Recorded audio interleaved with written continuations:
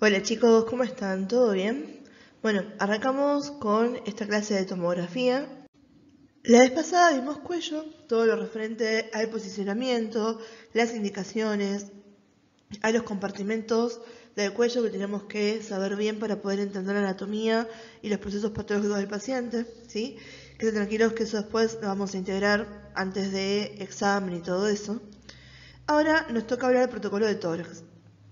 Como siempre, recuerden que los protocolos son a modo informativo, que el día de mañana, cuando uno está en un servicio, las idiosincrasias son propias de cada lugar de trabajo, ¿sí? Porque cambia el equipo que tenemos, cambia el médico que informa, ¿sí? La forma también a veces de trabajar, mientras lleguemos resultados, ¿sí? Se pueden aceptar variantes. La idea de esto es que ustedes, si se paran por primera vez frente a un tomógrafo y tienen que hacer una adquisición de tórax, puedan seguir estos lineamientos y saben que les va a salir como corresponde, ¿sí? Así que bueno, arranquemos con esto.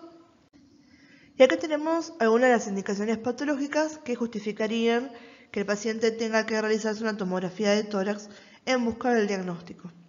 Empezamos en líneas generales con todo lo que tiene que ver con procesos oncológicos y tumores, la búsqueda o estadificación de metástasis, la presencia de neoplasias mediastínicas biliares, diferentes tipos de carcinomas, enfermedades del sistema circulatorio. Piensen obviamente que todo lo referente al corazón, de los pulmones que queramos evaluar en detalle, obviamente lo podemos encontrar mucho mejor con la tomografía, ¿sí?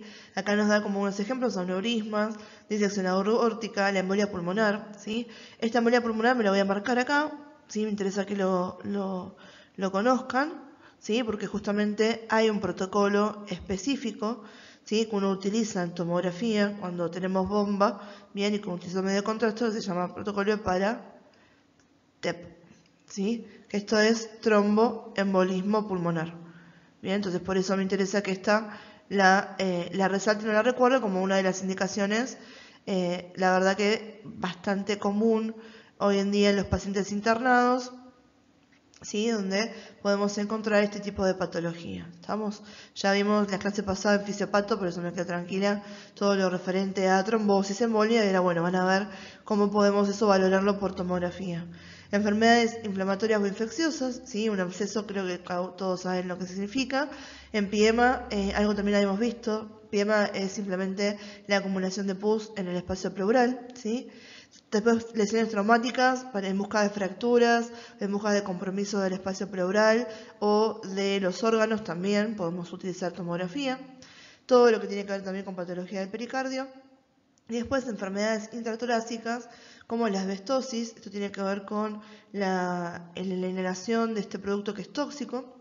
Enfisema, que ya lo conocemos, ¿sí? Acuérdense de las causas genéticas, ¿sí?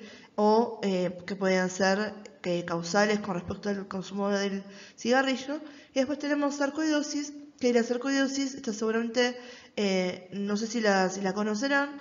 Esta es una enfermedad donde empiezan a crecer algunas acumulaciones, ¿sí? De células inflamatorias, de linfocitos T macrófagos, que resultan, me generan granulomas.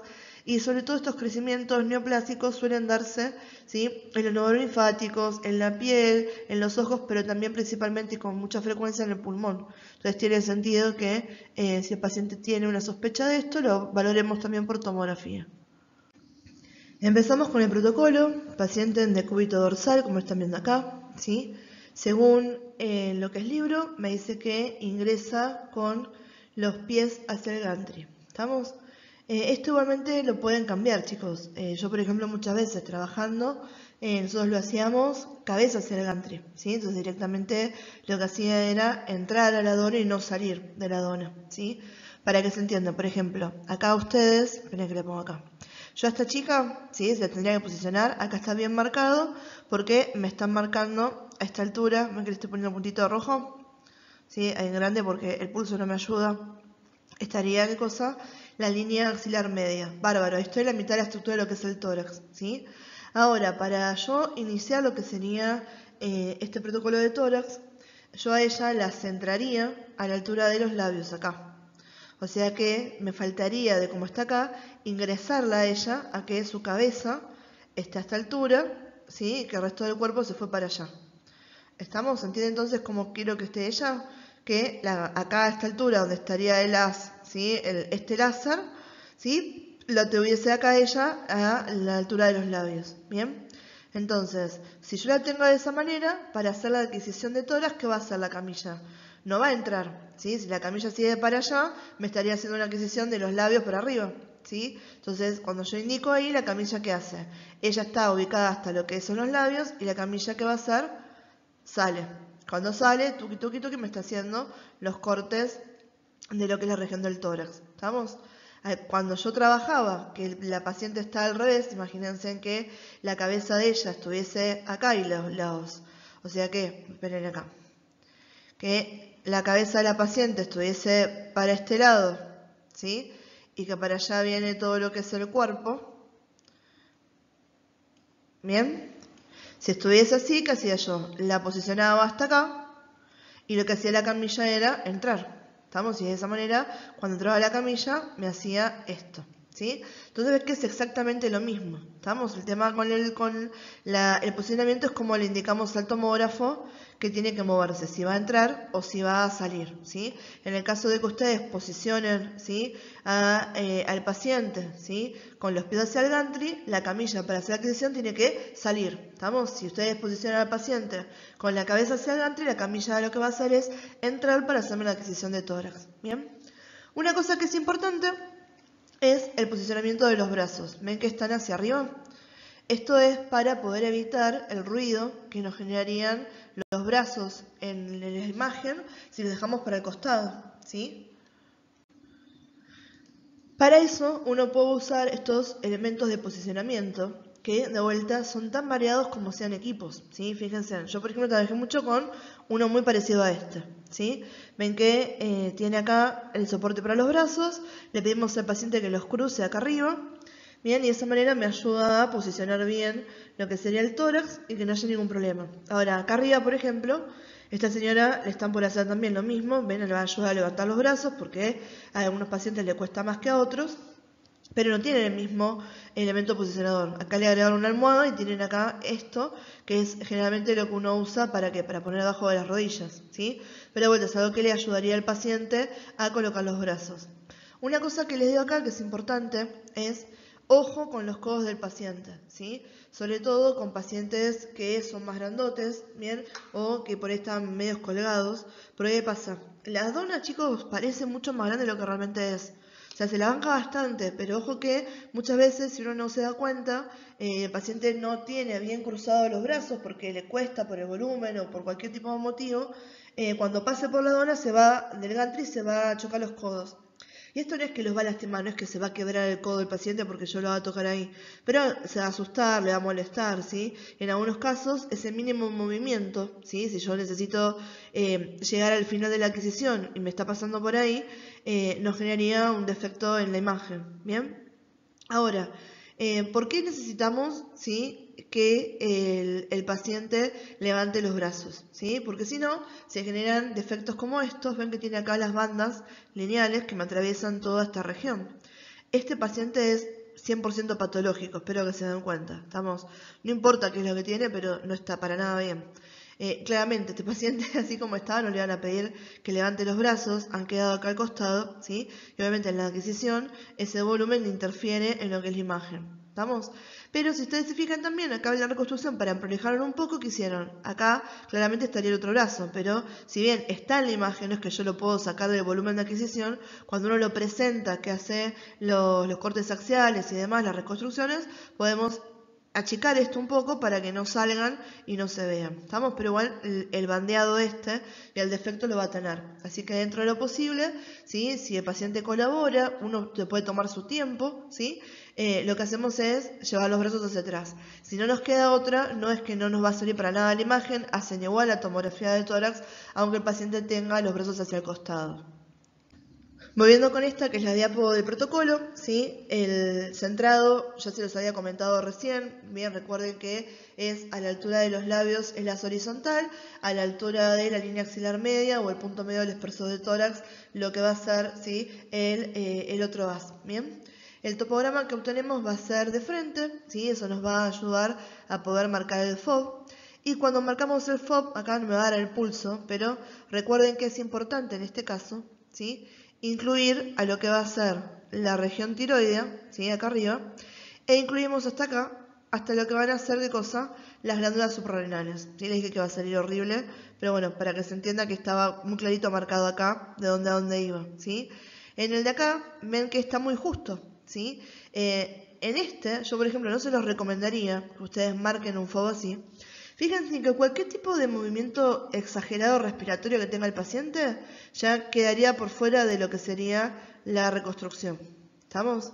Miren acá, está recontra en el borde, ¿sí? Y además, es importante que nosotros y ustedes en realidad incluyan a lo que va a ser la tiroides y las suprarrenales, porque un montón de patologías neoplásicas a nivel de lo que es el tórax del paciente generan metástasis en tiroides y glándulas suprarrenales. Entonces, si ya el paciente lo estoy irradiando con la tomografía de tórax, no tiene sentido que después lo vuelva a traer para hacer una tomografía de cuello, una tomografía de abdomen, cuando simplemente abriendo lo que sería el FOB, yo puedo incluir esas regiones y ya me quedo tranquila de descartar ese tipo de patologías. Bien, entonces, en líneas generales, salvo que de vuelta el protocolo con el que trabajen sea diferente a esto, uno debería incluir la región tiroidea y extender hasta ver las glándulas suprarrenales. Bien, en este el grosor de corte va a ser de 5 cada 5, ¿sí?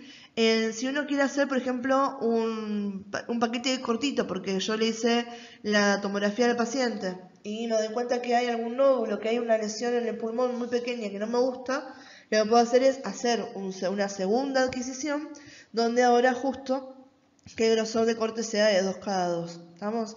De esa manera obviamente va a ser más radiación para el paciente, pero lo que buscamos es encontrar quizás ese mayor detalle puntualmente en la lesión. No tiene sentido que le hagan de 2 cada 2, sobre todo porque acá fíjense en que este es uno de los pocos protocolos donde tienen marcado el tiempo de rotación del tubo, ¿sí? Piensen que esto uno lo hace con el paciente en inspiración y que retenga el aire, igual que cuando hacen una radiografía de tórax. Si ya le costaba al paciente a veces, cuando viene con patología respiratoria, contener el aire para una radiografía, para la tomografía todavía más. Así que tenemos que buscar el tema de que los tiempos sean los más bajos posibles para poder garantizar, dentro de lo que se pueda, que no se generen artefactos por movimientos. ¿Bien? Después, para lo que va a ser el diagnóstico, o sea, la evaluación donde uno informa sobre la patología del paciente, vamos a utilizar los cortes axiales. Cortes sagitales coronales los utilizamos de forma complementaria, pero siempre tiene que estar para esto en la entrega de las reconstrucciones el corte axial. Y las dos ventanas, ventana pulmonar y ventana mediastino, ¿estamos? Porque en cada una yo logro ver diferentes estructuras. Algo que es importante que tengan en cuenta acá, que va a ser un factor diferenciador, por ejemplo, en lo que es el abdomen, es qué pasa cuando nos piden a nosotros que el tórax sea con contraste. ¿Estamos? En el abdomen, por ejemplo, tenemos algunos órganos, como por ejemplo el hígado, que tiene una diferencia que yo puedo utilizar de forma comparativa cuando tengo una serie sin contraste y después cuando tengo el contraste en escena. En el tórax no tengo ningún órgano que de forma comparativa me marque una diferencia antes y después del contraste. Entonces, no tiene sentido que yo al paciente le haga 2 series de adquisición donde son 2 tomografías. Acuérdense que para cada adquisición es un volumen, ¿sí? Entonces, si me piden que el tórax sea con contraste, lo hacemos con contraste una sola vez y ya está. Es tórax con contraste y punto. No lo van a ver, ¿sí?, sin contraste y con contraste. ¿Bien? Justamente por esto les decía que no tiene ningún tipo de valoración clínica la comparación de la adquisición con y sin contraste. Entonces, minimizamos las exposiciones y lo hacemos una sola vez con contraste y listo. Y el contraste es endovenoso. ¿Estamos? La indicación para el contraste oral es cuando tengo un paciente con patologías a nivel esofágica. Recuerden que el esófago era un tubo muscular que en condiciones normales, cuando no tiene contenido, está replegado sobre sí mismo. Si yo quiero ver si hay algún tipo de compresión, si hay algún tipo de alteración en lo que es la columna esofágica, ahí sí le voy a dar al paciente, ¿sí?, contraste, para generar ese volumen y que yo lo pueda distinguir en la tomografía. En otros casos, siempre el esófago lo vamos a ver ubicado posterior a lo que es la tráquea como si fuera un puntito. ¿Por qué no tiene contenido? El paciente no está activamente comiendo cuando está haciéndose la tomografía. ¿Sí? El tema del contraste, entonces, este sí sería contraste oral. Lo justificamos cuando queremos realzar al esófago. Yo sé que justo tórax, ¿sí? Ustedes vieron conmigo en anatomía 2 y que muchas veces les he mostrado imágenes de tomografía, aunque todavía no estaban cursando la materia, pero vamos acá con algunos cortes básicos, ¿sí? Que los pueden encontrar en el Bontrayer, si no me equivoco, que es donde les saqué la información de acá, para reconocer estructuras, ¿sí? Importantes de lo que va a ser la región torácica. Bueno, presten atención acá, que a modo de ayudarlos, les buchonean acá el nivel de corte, ¿sí? O sea que ya estamos directamente en tórax, ¿sí? Fíjense, acá lo muestran en la chica y acá lo pueden ver entonces en la radiografía, ¿sí? Vamos a orientarnos, como siempre, para poder saber cómo interpretar la imagen. Entonces, esto es una tomografía de tórax, es un corte axial, es una ventana de mediastino. Esto es anterior, esto es posterior, esto es derecha, esto es izquierda, ¿sí? Yo les vengo diciendo siempre que hay ciertas estructuras que ustedes tienen que identificar rápidamente y en base de eso poder orientarse, ¿sí? Acá hay dos cosas que me llaman la atención. Primero, que hay una densidad que es muy característica, que estoy viendo que es hipodenso, ¿sí? Que es el aire. Entonces, veo que en la región hay tres, o sea, donde tengo el paciente, hay tres regiones donde veo aire. Una central y dos que son laterales. Esta central va a ser la tráquea, ¿estamos?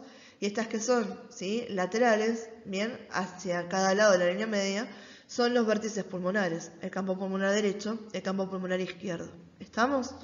Si sabemos que esta es la tráquea, acá no lo estamos viendo, pero por detrás debería estar el esófago, y esta que está acá ya es una vértebra, en este caso torácica. Fíjense en que estoy a la altura donde encuentro el esternón hacia adelante, ¿sí? A la clavícula, acá tengo las costillas, ¿sí?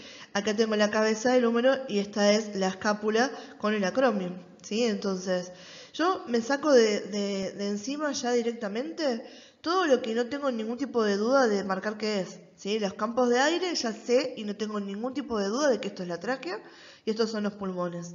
Y a partir de esto, por las referencias y también teniendo en cuenta que acá me buchonea dónde está, sé que para adelante este es el esternón, ¿sí? Acá tengo a las cabezas de lo que van a ser las clavículas, ¿sí?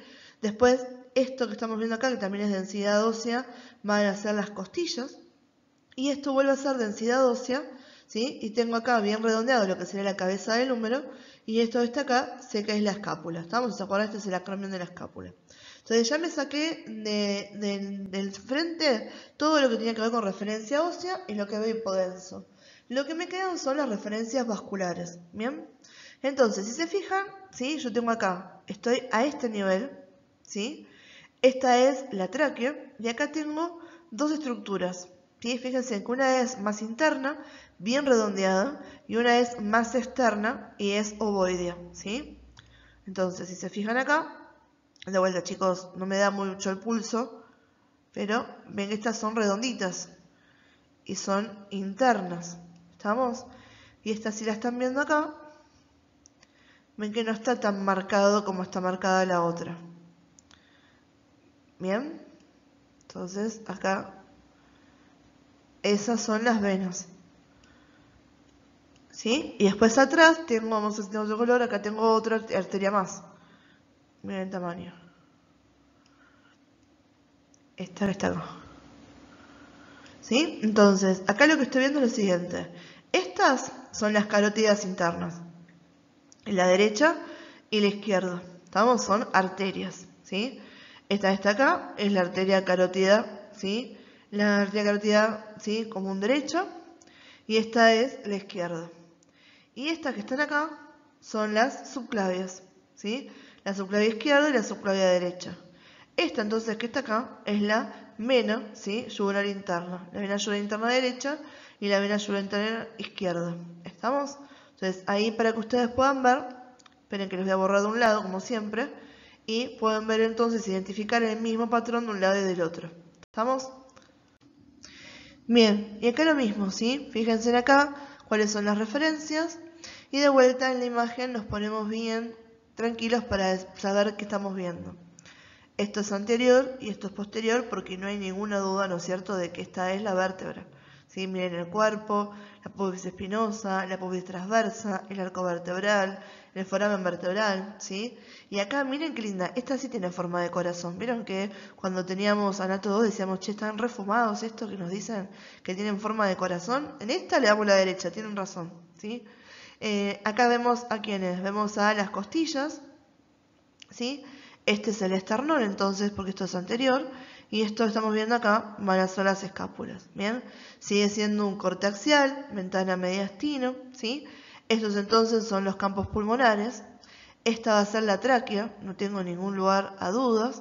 Y acá que ven que veo como un puntito, nomás, ese que va a ser posterior a la tráquea y anterior a la columna, el esófago, ¿sí?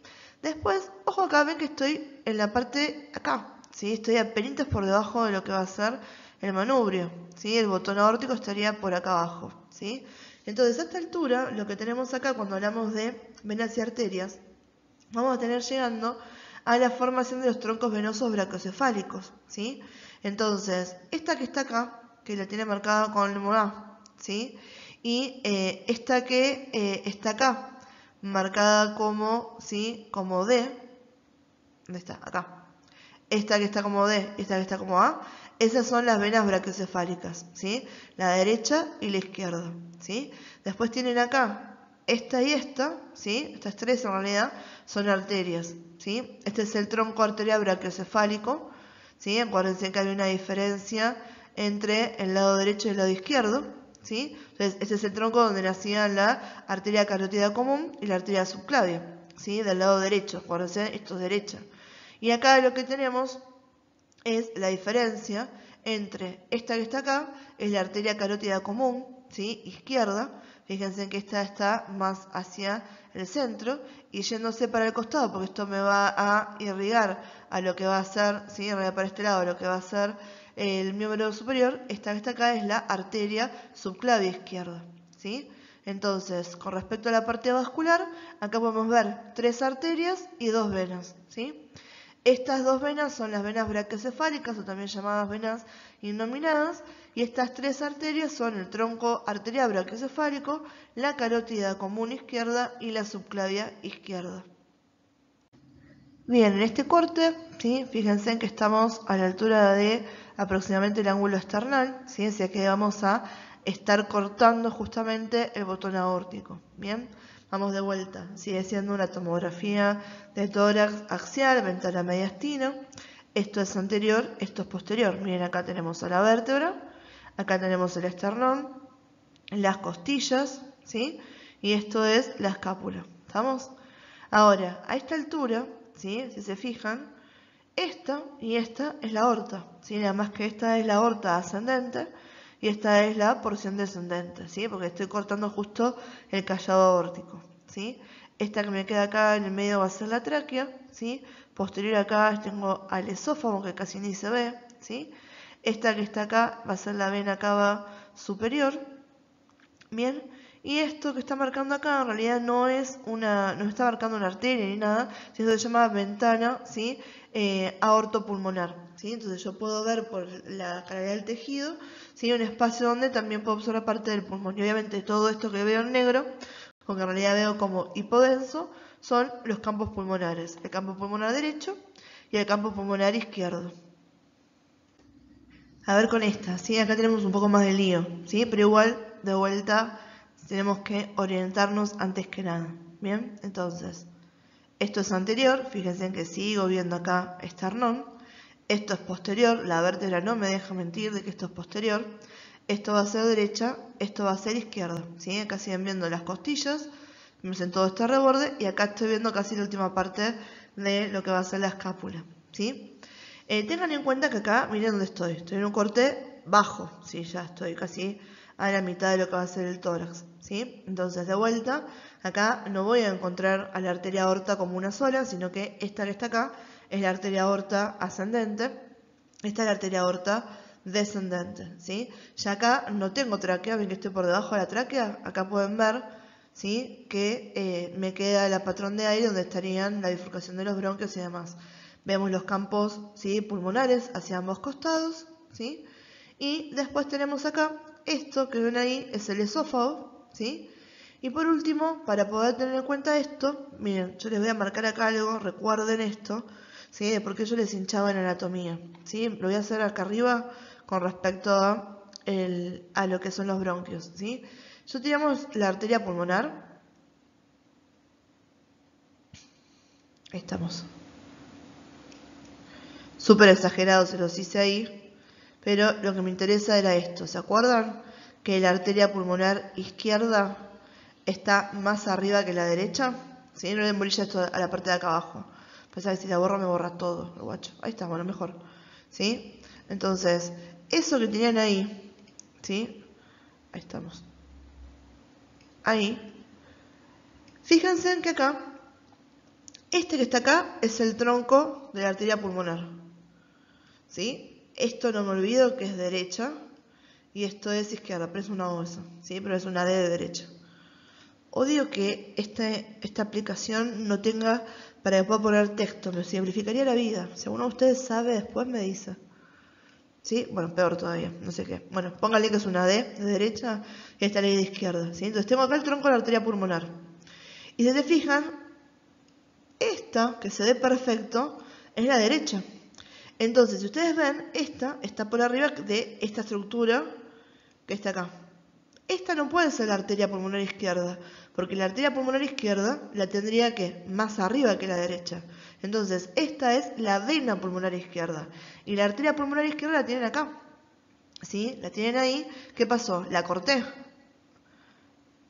¿Sí? Porque la arteria pulmonar izquierda ya en un corte anterior, si yo este corte lo hubiese hecho más arriba por acá, ahí sí la engancharía, ¿estamos? Y podría estar por abajo empezando, ¿sí? Pero acá estoy más abajo, entonces esta que está acá, que les marqué recién, esta es la arteria pulmonar izquierda, ¿estamos? Esta es la vena, ¿sí? Y esta chiquitita que está acá también es una vena, es la vena ácidos, ¿sí? Que también era el sistema ácidos, que es tributario después del sistema cava. Bien, entonces vamos a borrar esto para que nos quede y hacemos un último recorrido. Vamos a seguir el orden de las letras, así no se me confunden. Después ustedes tienen para chusmear acá abajo igual, ¿sí? Entonces, esta que está acá es la vena cava superior, aorta ascendente, tronco de la arteria pulmonar, vena pulmonar izquierda, arteria pulmonar izquierda, aorta descendente, cuerpo de la vértebra, ¿sí? Torácica, vena, ácidos, esófago y arteria pulmonar derecha. Bien, esta imagen es re linda. Bueno, me gusta porque se ve perfecto el corazón. ¿Sí? Chusmen, primero, antes que nada, ven que estamos en un corte bien inferior. ¿Sí? Me estoy acercando acá a lo que es el diafragma. ¿Sí? Es más, esto que están viendo acá no es que la paciente, si el paciente en realidad tenga algún problema, sino esto que están viendo ya es el hígado. ¿Sí? Entonces, esto es hígado y todo esto es corazón. ¿Sí? Entonces, este es, vamos a poner acá la H de hígado, ¿sí? Y acá tenemos la C de corazón. Como siempre, esto es anterior, esto es posterior, la vértebra no me deja mentir, derecha e izquierda, ¿sí? Y miren además, cuando hablamos de esto, de que realmente estamos hablando de derecha e izquierda, miren la posición de corazón, ¿sí? Esperen que ahí se me fue para otro color, a ver con esta. Ustedes me escuchan murmullar como si estuviese loca. ¿Sí? Pero bueno, nada, para que vean que esto es real. Ahí tienen, ¿sí? Tampoco tengo regla en esto. Pero ven la dirección hacia la izquierda de la línea media del corazón, ¿sí? Entonces, eso me indica a mí que, ¿qué cosa, chicos? Que si recordamos anatomía, estas van a ser las aurículas y estos van a ser los ventrículos, ¿sí? ¿Se acuerdan que decíamos que el corazón en realidad, ¿sí? Tenía una estructura como si fuese piramidal, ¿estamos? Donde las aurículas son posteriores y para acá y los ventrículos son anteriores, ¿sí? Entonces ven cómo quedan para atrás y los ventrículos para este lado. Entonces, ahora esperen que les borro todo este lío que les hice para que no les moleste la vista y me pongo el puntero láser para que entiendan esto, ¿sí? Entonces, miren, si esto entero es el corazón, ¿estamos? Acá estamos a la altura de las cavidades. Estamos viendo, esta sería la aurícula derecha, este es el ventrículo derecho, aurícula izquierda, ventrículo izquierdo.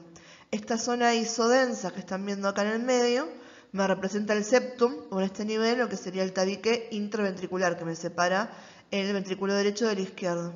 Esto no es que yo vea algo, sino que me está marcando realmente que acá estaría, ¿qué cosa? La válvula tricúspide, ¿sí? O la válvula auriculoventricular derecha, ¿sí? Acá se ve hermoso, miren el pericardio. ¿Lo pueden seguir ahí? Se ve perfecto. Este paciente no está engrosado, está bastante bien, ¿sí? Ahí pueden ver el pericardio. Y también pueden ver el espacio, ¿no es cierto? ¿Sí? De la cavidad pericárdica. ¿Ven que no está completamente pegado acá? ¿Sí? Este sería el pericardio fibroso que están viendo ahí, ¿sí? Después les decía, bueno, tenemos los campos pulmonares. Acá sigo viendo lo que es vértebra y las costillas. Bien. Acá no estoy viendo, ¿sí? Ya el externo me quedó más arriba. Y cuando pasamos entonces a ver estas estructuras, este es el hígado, como les comentaba, está en el hemidiafragma derecho y en la porción superior empieza a aparecer el hígado. Fíjense entonces la relación cuando decíamos que molestaba el pulmón derecho es verdad, no mentíamos. Este es el esófago, ¿sí? Acá están viendo a la aorta abdominal, ¿sí? O en realidad esta no es abdominal todavía porque no estoy por debajo del diafragma, esta sería la aorta descendente, mejor dicho, para no equivocarnos y que después la profesora de anatomía nos quiera matar, ¿sí? Y después esta que está acá es la vena cava inferior, ¿sí? Fíjense ahí bien grande y bien inferior, como decíamos, ¿sí? Esa es la vena cava inferior llegando a esta que es la aurícula derecha. ¿Estamos? Ya me había adelantado esto, pero veamos estos protocolos especiales, ¿sí? Vamos a hacer introducción a un concepto que está buenísimo, ¿sí? Y que después, cuando veamos abdomen, también lo vamos a volver a mencionar. Bien, entonces, cuando queremos estudiar al paciente utilizando un medio de contraste para buscar realizar estructuras anatómicas, ¿sí? Sobre todo las vasculares, nos van a importar un montón a nivel de lo que va a ser el tórax, es importante lograr que la adquisición sea en el momento donde yo tenga la mayor opacificidad de lo que quiero ver. O sea, que lo enganche justo en el mejor realce. ¿Bien? Ahora, eso es a veces difícil de calcular. Por eso también es muy importante el tema que yo les vengo insistiendo siempre, de que ustedes sepan lo que están haciendo. ¿Por qué? Porque a veces el médico, por ejemplo, pide una tomografía con contraste. ¿Estamos? Y abajo, ¿sí? Me ponen diagnóstico, no sé, por ejemplo, aneurisma aórtico. Y uno le pregunto, no sé, ¿qué es lo que querés ver? O sea, si no, quiero ver a la aorta, quiero ver el recorrido. Eso no es un tórax con contraste, eso es una angiotomografía. Porque lo que yo puedo hacer con un tórax contrastado, que es sin utilizar ninguna de estas técnicas específicas, es no el resultado óptimo de lo que yo puedo hacer con el tomógrafo. Y menos si lo que yo tengo es una inyección manual, en bolo, ¿sí? Para las técnicas que me permiten el mejor realce, o sea, que me van a dar la mejor calidad de imagen con respecto a la anatomía del paciente, el contraste y demás, yo tengo que utilizar un protocolo específico, ¿sí? Tengo que utilizar el software en el equipo para poder usar esto. Y tengo que tener una bomba inyectora, ¿sí? Para calcularme la tasa y el volumen de inyección, para que la inyección de contraste sea monofásica, ¿bien? Entonces, por eso es que es importante que estas técnicas ustedes las vean en el contexto de lo que sería angiotomografía, ¿bien? ¿Qué pasa? Originalmente, ¿sí? Yo acá les pongo la técnica de bolus tracking, ahora después les voy a hablar de otra más, que es la de test bolus, parece lo mismo, pero es una pequeña diferencia. Originalmente esto era una técnica que utilizamos llamada scan delay, ¿sí? Delay es en inglés, ¿sí? Es como retraso, ¿sí? Del escaneo, o sea, de lo que va a ser la adquisición. ¿Por qué? Desde el momento en que yo inyecto al paciente hasta que eso ingresa a nivel venoso, ¿no es cierto? Hasta que eso llega a el vaso que yo quiero estudiar, hay un tiempo, ¿sí? Entonces, cuando yo quiero ver el máximo realce, tengo que tomar en cuenta ese tiempo que había. Teníamos unas tablas donde me diferenciaba, ¿sí? Tenía diferentes regiones y tenía diferentes tiempos de inyección. ¿Estamos? Entonces tenía marcado, bueno, ¿querés ver la aorta? Tanto tiempo. ¿Querés ver la pulmonar? Tanto tiempo. ¿Querés ver esta? Tanto tiempo. Ahora, ¿qué pasa con eso?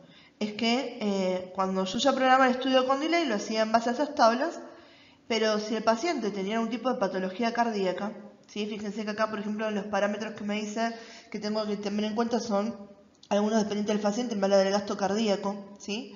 Si el paciente tenía, por ejemplo, una patología cardíaca, donde el gasto cardíaco está disminuido, ¿sí? Lo que en un paciente con un corazón sano me demoraba 10 segundos en llegar, en este paciente me dura 24 segundos, ¿sí? Entonces ya cuando yo lo programé con eso, ya ¿sí? No lo llego a ver como lo quiero ver, ¿sí? Entonces esa técnica hoy en día ya está en desuso, ¿sí? Porque teniendo en cuenta estos problemas, intentamos evitar estos factores del paciente lo más posible y que hoy en día podamos utilizar entonces estas técnicas como el bolus tracking o como el test bolus, ¿bien? Vamos a hacer una cosa, voy a pasar a diapos, me pasa siempre lo mismo, cada vez que les grabo clases y veo el material, siempre es como que bueno, les agrego algo más, así que van a ver pequeñas diferencias entre este video y el Power que ustedes tienen, ¿sí? Nada significativo, después igual háganme acordar y se los paso si quieren en la nueva versión donde están agregadas estas imágenes. Pero hagamos una cosa, después volvemos a esta diapo, pero pasemos a la siguiente porque quiero que ustedes entiendan bien lo que yo les comentaba recién con respecto a el realce y cómo cambia esto dependiendo del tiempo de inyección, ¿sí? Y que es importante para nosotros, entonces, determinar qué vaso sanguíneo es el que quiero estudiar.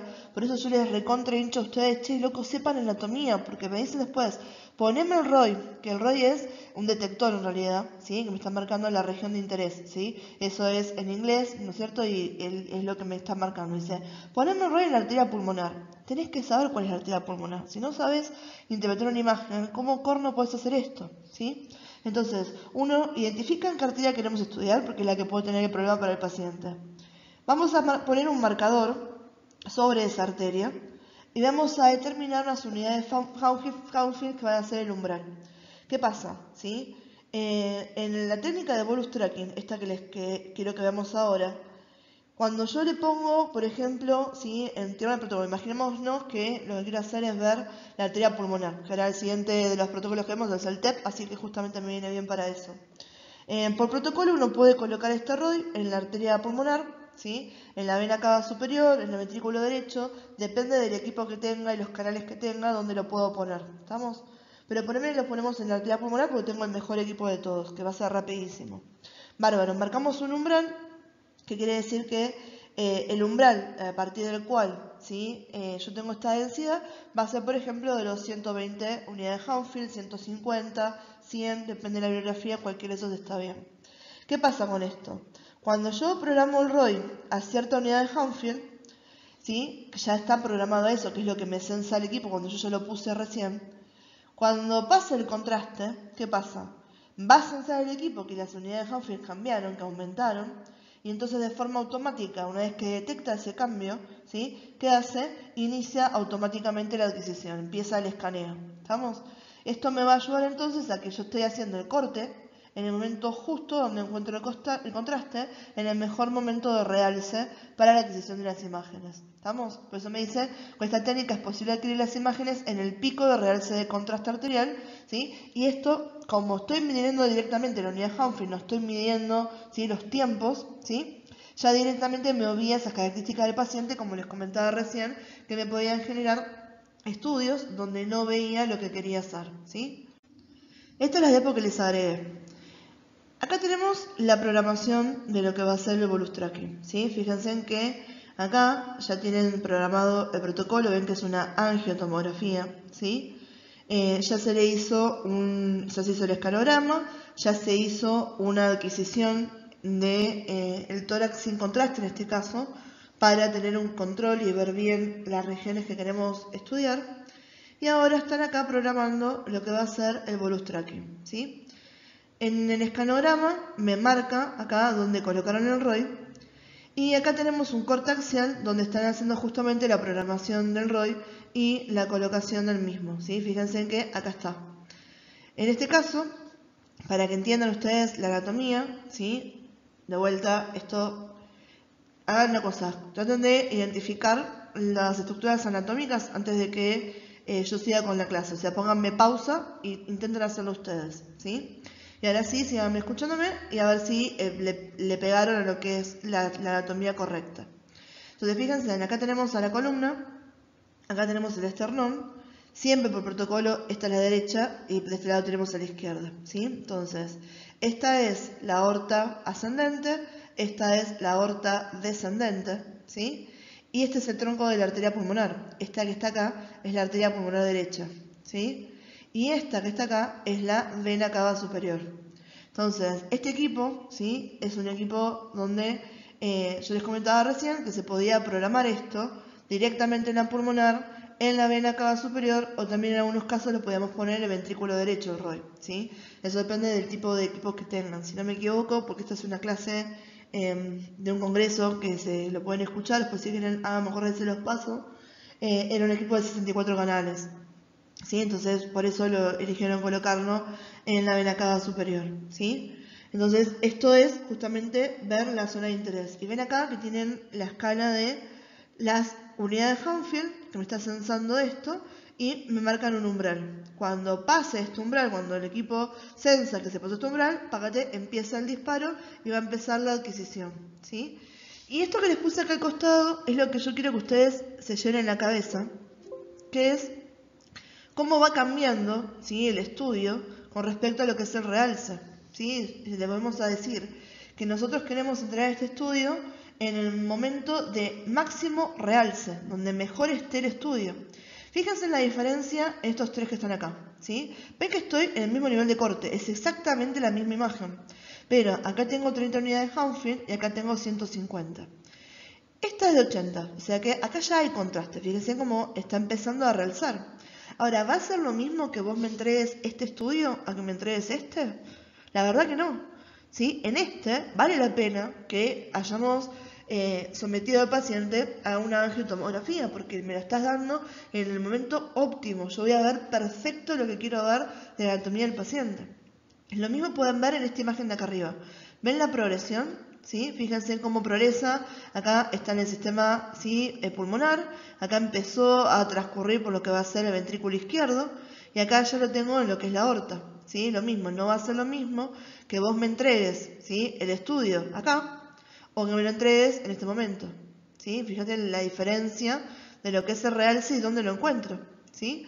Entonces es súper importante, bien, que uno entonces marque esto, porque el equipo ya calcula directamente, ya censa directamente cuando empieza la adquisición después de que yo ya inyecté contraste, obteniendo imágenes en el máximo momento de realce. Vamos, esa es la finalidad de este estudio. Bien, chicos, esta es otra de las diapos que les agregué, ¿sí? En realidad es una modificación de lo anterior que tienen, ¿sí? ¿Se acuerdan? En la diapo anterior, no en la otra, donde tenían los parámetros, ahora vamos de parámetros del paciente, de esto que es la tasa de volumen de inyección de contraste que me recontra interesa, y del patrón de inyección que más o menos está metido en esto, por eso lo recauchuté de esta manera, ¿sí? Lo otro está bien, es como un resumen, pero me pareció esto estaba piola, les marqué en negrita y con el resaltador las cosas que quiero que entiendan, y les agregué abajo, ¿sí? Un ejemplo para que esto se entienda también un poquito mejor. ¿Estamos? Entonces, primero y principal, ¿sí? Porque a veces uno habla y capaz que no nos quedan claros los conceptos. Pues me dicen tasa de inyección, ¿sí? Porque volumen lo entendemos, o sea, me está hablando de la cantidad de medio de contraste o de solución fisiológica que estoy utilizando. Ahora, cuando me habla de la tasa de inyección, ¿sí?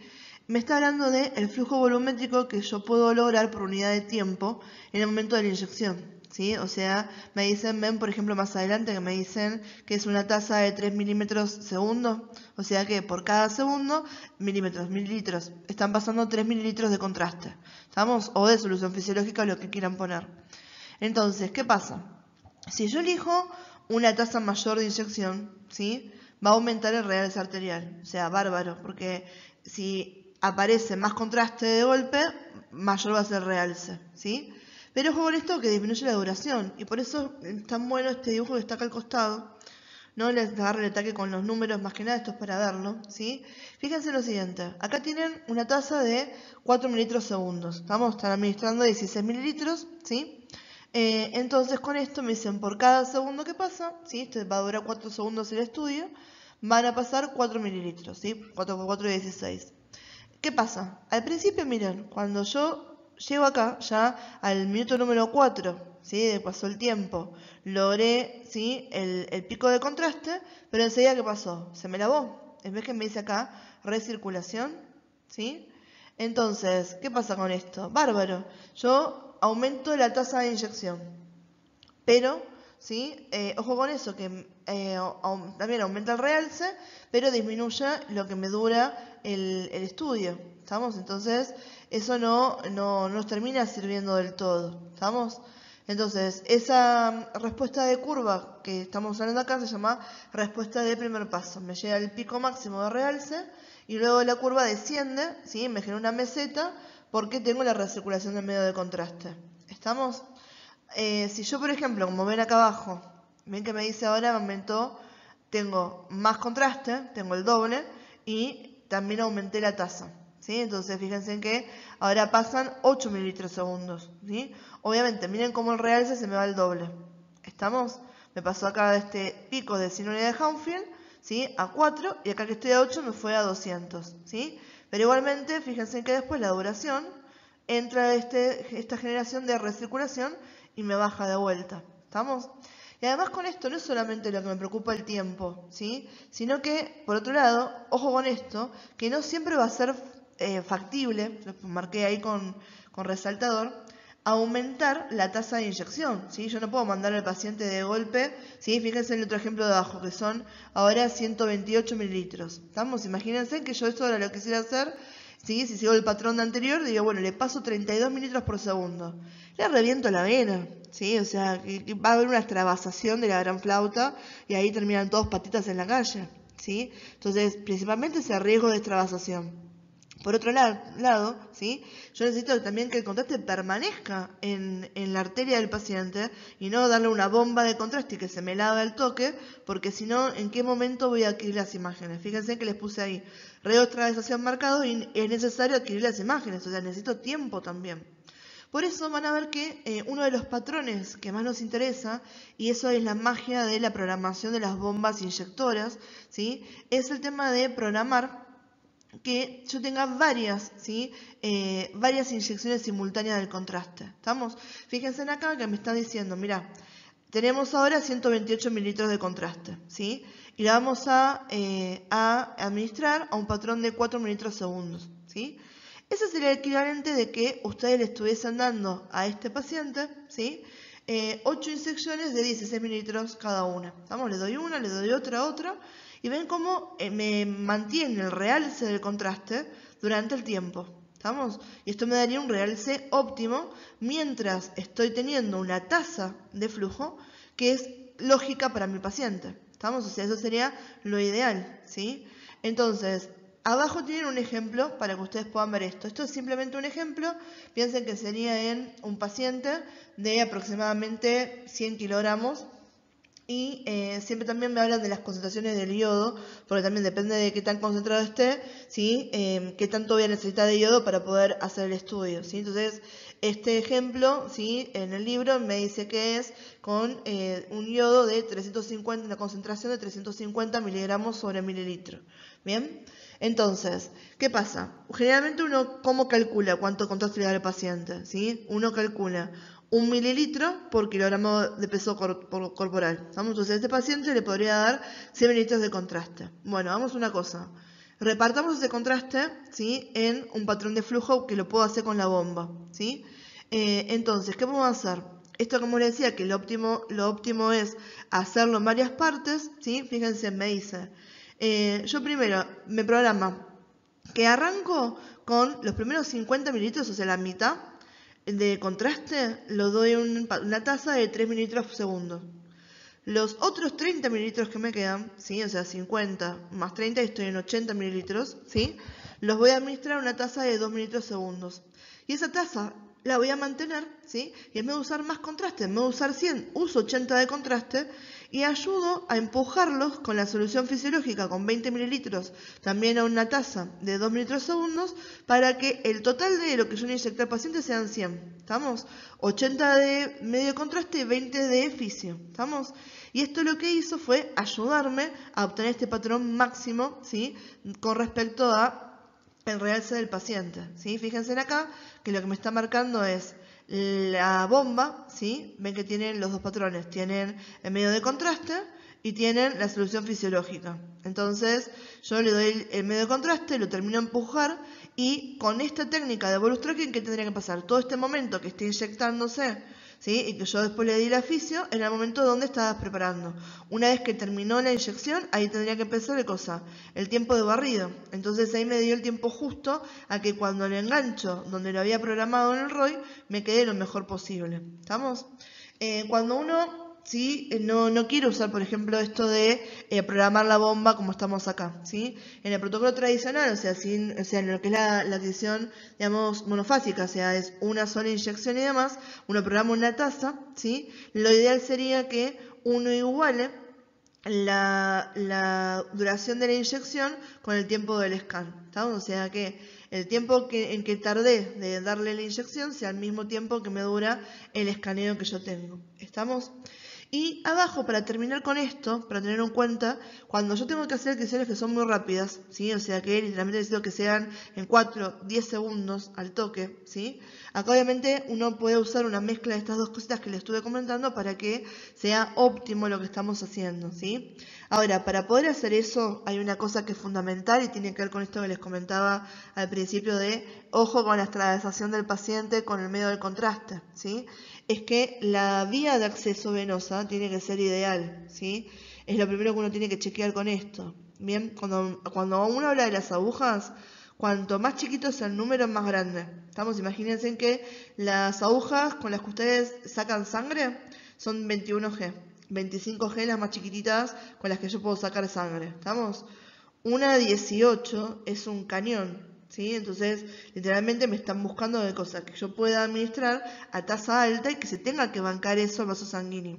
De vuelta acá se dan cuenta entonces la importancia de conocer esto y por qué realmente esto es una tarea médica o de enfermería, ¿sí? Porque literalmente ya ahora que metemos las bombas en el medio, si uno las programan como corresponde, ¿sí? Si no saben valorar bien el acceso venoso del paciente, puede ser mucho más fácil que uno genere un daño para el paciente, ¿sí? Y por último, como les comentaba recién, tienen ahí abajo lo mismo que me remarca el dibujito, que en las condiciones ideales, ¿cuándo tiene que empezar el barrido? Cuando termina casi de terminar la fase de solución salina, ¿estamos? O de solución fisiológica, me está terminando de empujar el contraste.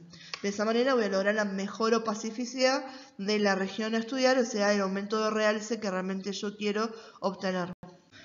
Bueno, les prometo que esta es la última diapo que les agrego. Igual la verdad que no sé si les estoy mintiendo porque esta es la diapo 17 de 23 y de acá a la diapo 23 no sé qué puede pasar, ¿sí? Pero bueno, espero no estar agregándole nada más, ¿bien? Esta es la otra técnica que yo les comentaba, ¿sí? Hace un ratito.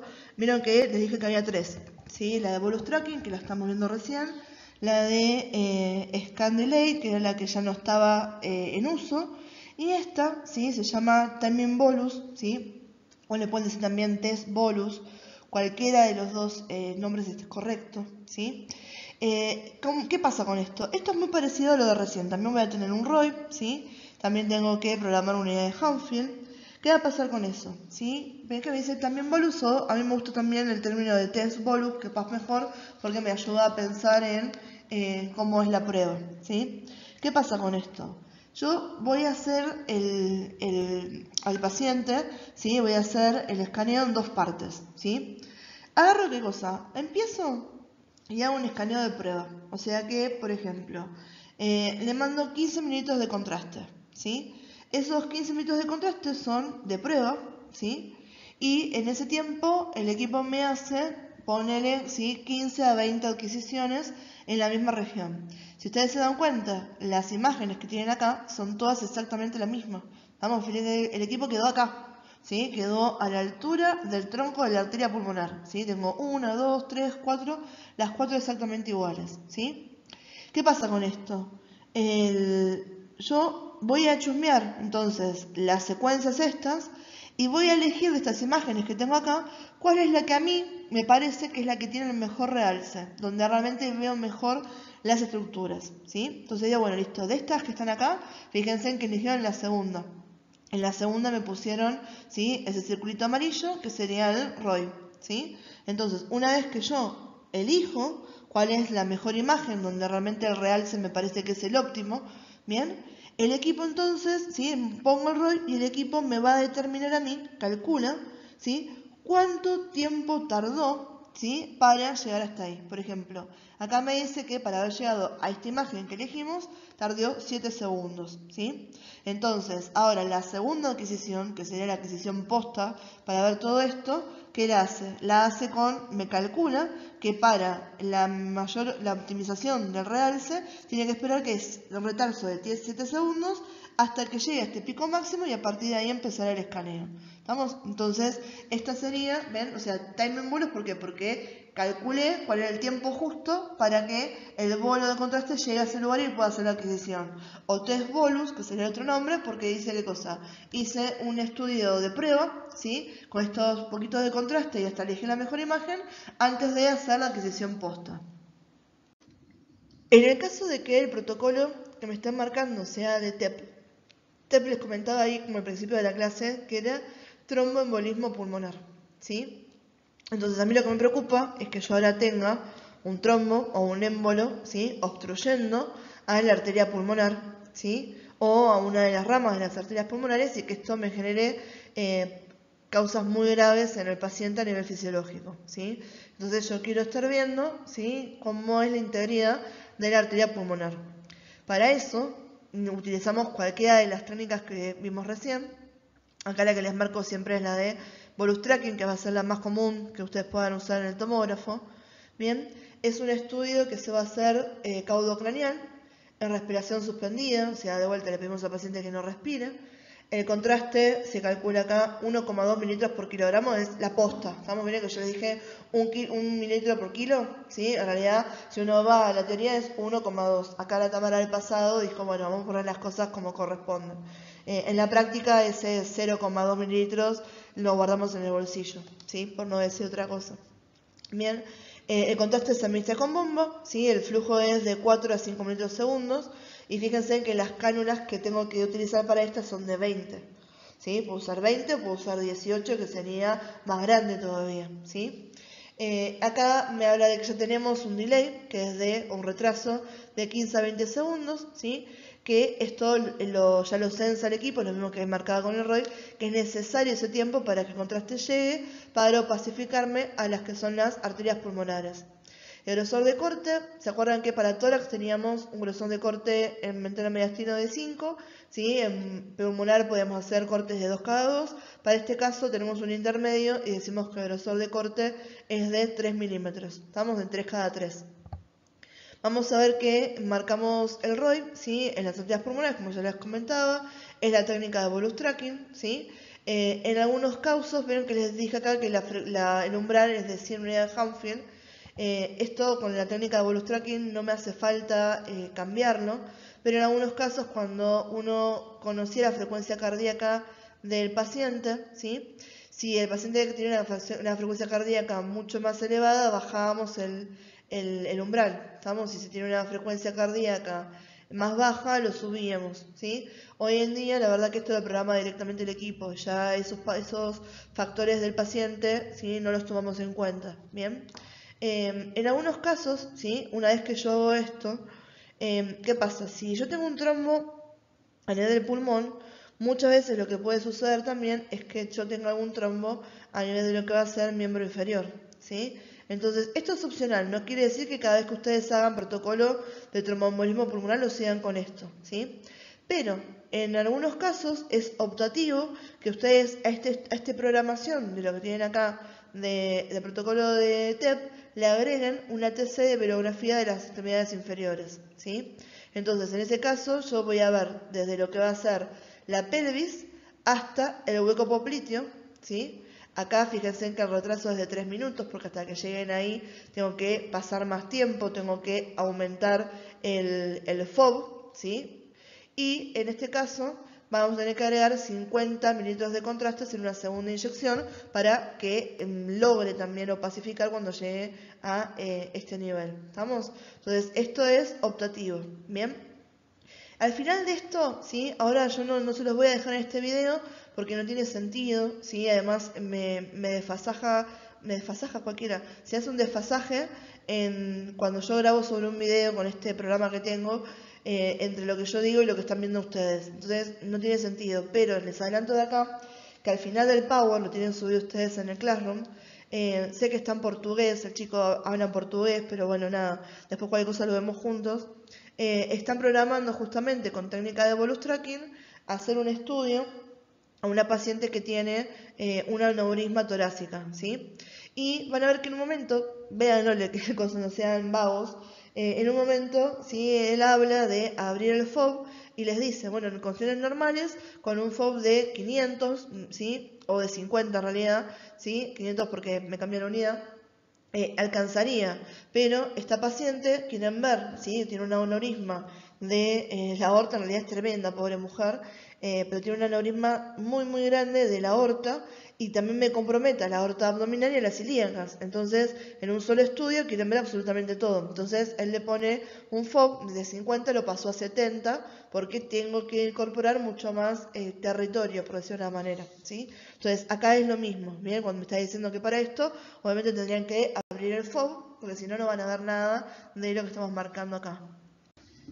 Y una vez que tenemos la tomografía realizada, ¿sí? ¿Qué es lo que observamos los médicos para poder ver si realmente tiene el paciente tromboembolia pulmonar y cómo está esto repercutiendo en él? Vamos a ver defectos de represión en las arterias pulmonares, ¿sí? Esto obviamente tiene que ver con el valorar si la luz está correcta.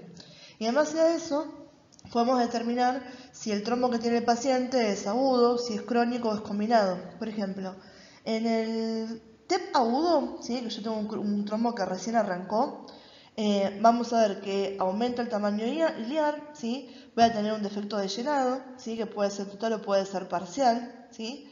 Y lo más importante, que son las cosas que uno siempre chusmea, es que la localización del trombo siempre tiene que ser excéntrica, ¿sí? Y me forma generalmente un ángulo agudo con la pared del vaso. En los que son crónicos, ¿sí? Más que nada yo primero me voy a centrar en la sintomatología del paciente. Tengo un paciente, ¿sí? Que ya hace rato viene teniendo síntomas de TEP, que ya tengo confirmado un diagnóstico anterior de que alguna vez me hizo una trombosis de venas profundas, ¿sí? Que tiene hipertensión arterial sin ninguna otra correlación cardiológica que yo pueda ver. Le hago un electrocardiograma y me sale, ¿sí? Afectado. Bárbaro, le hacemos la tomografía. O sea, tenemos más que justificado, chicos, hacerlos laburar y pedirles la angiotomografía con protocolo de TEP. ¿Bien? Ahora, cuando la recibo, a diferencia del primer paciente que les comentaba que tenía esos ángulos agudos, yo veo que tengo un paciente con una oclusión completa, ¿sí? De alguno de los vasos, ¿sí? Que tiene zonas de estenosis o dilatación periféricas, ¿sí? Venga, me dice también acá extensión del TEP, si están las principales, si están las lobares, ¿sí? Hasta dónde me está molestando esto. Vamos a ver que tengo también zonas de calcificación, ¿sí? Y sobre todo que el trombo ahora, con respecto a la pared del vaso, me va a formar ángulos que van a estar más obtusos, donde ya tuvo también intentos de recanalización, ¿sí? Después, bueno, también vamos a ver que se alteran los campos pulmonares, ¿sí?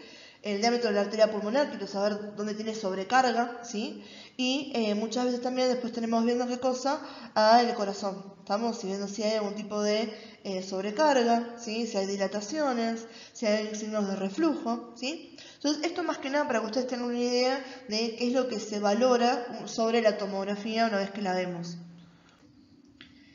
Y acá, ¿sí? Presten atención a las flechitas que le están marcando, ¿sí? Ven ahí a la arteria pulmonar, ¿sí? Acá, miren, tienen, este es un corte axial, este es un corte axial, este es un corte coronal, este es un corte sagital. Todos son ventanas mediastinos, ¿sí? Acá están viendo bien opacificado todo lo que van a ser las arterias pulmonares, bien, también tienen a la aorta, ¿sí? A la vena cava superior. Y la flecha le está marcando las zonas donde encontramos el trombo, ¿sí? En este paciente, ¿sí? En A y B, yo tengo trombos bilaterales, o sea que están afectados, ¿sí? Ambos vasos, ¿bien? Y en C, este que está marcado acá abajo, ¿sí? O sea, estos son pacientes, ¿sí? Este es otro paciente que está acá. Fíjense en que acá tengo un trombo, pero en la rama lobar superior izquierda, ¿sí? Y de vuelta, acá la ven, ¿sí? Lo pueden ver ahí el trombo, ¿bien? Y acá también lo pueden ver, ¿sí? Fíjense ahí, miren, el efecto de falta de llenado que tengo acá, bien, el diámetro de las arterias. Y la sobrecarga que tengo de este lado es mucho mayor que la de este lado, ¿se dan cuenta? Por el tema de la oclusión. Bien, entonces esto más que nada para ir chusmeando ahí con esta cara, me los imagino viéndolos también, lo que les comentaba recién, ¿sí? Igual, tranca, yo saben que no les voy a pedir en el momento de examen y eso que ustedes me diagnostican. Es más que nada para que vean en imágenes cómo quedaría esto o con qué se pueden encontrar el día de mañana con estos pacientes. Y por último, ¿sí? Otras dos cosas que pueden ver en el servicio con respecto a esto tiene que ver con la aorta, ¿sí? Ven acá, tienen flegoneurisma estos dos pacientes y esto se considera un síndrome aórtico agudo, ¿sí? ¿De acuerdo a que vemos en fisiopato? Ya cuando el diámetro del aneurisma me supera los 5 centímetros, el riesgo de ruptura, de disección, es altísimo, ¿sí? Si se rompe esta arteria, fuimos, ¿sí? O sea, en realidad es muy difícil que el paciente sobreviva si no tiene un quirófano cerca. Entonces, en este caso es importante esto. Y vamos a ver que acá, fíjense que me dice que se retrasa la adquisición unos 20-30 segundos. ¿Por qué? Miren lo que tengo que llenar, ¿sí? Si yo lo hiciera como corresponde, no me da tiempo a que se llene completamente todo este espacio, porque no tiene un diámetro normal, tiene tremendo globo el paciente, ¿sí? Entonces, en esto, de vuelta, también utilizamos bolus tracking, y más que nada con esto hacemos un retraso de 20-30 segundos, ¿sí? No me detengo mucho en esto porque ya por suerte lo vimos en fisiopato, así que entiendo que conocen rápidamente de qué estamos hablando con esto. Y este es el video que les comentaba hace un ratito, ¿sí? Esperen a ver si le puedo poner mute. No sé qué verán ustedes, ¿sí? Me voy a tirar el lance a que esto quede bien. Fíjense que tenemos acá al amigo, ¿sí? Brasilero, ¿sí? Que está hablando sobre esto. Bien. Tienen la programación, ahí pueden ver el escanograma de la paciente. Bien, la alteración ya, bueno, tiene un montón de alteraciones, ¿sí? Y ahí está haciendo lo que les comentaba de la programación del bolus tracking, ¿sí? Y de la apertura de lo que es el FOB, ¿sí? Ven que dice deslocador, ese se está buscando donde estaría el ROI, ¿sí? Acá está buscando es una aneurisma de la arteria aorta, bien marcada. Y si lo siguen está bueno, me da lástima que acá él tapa justo parte de lo que tienen para ver, pero está buenísimo que ustedes vean acá entonces cómo es que se hace esto y cómo va reprogramando, ¿sí?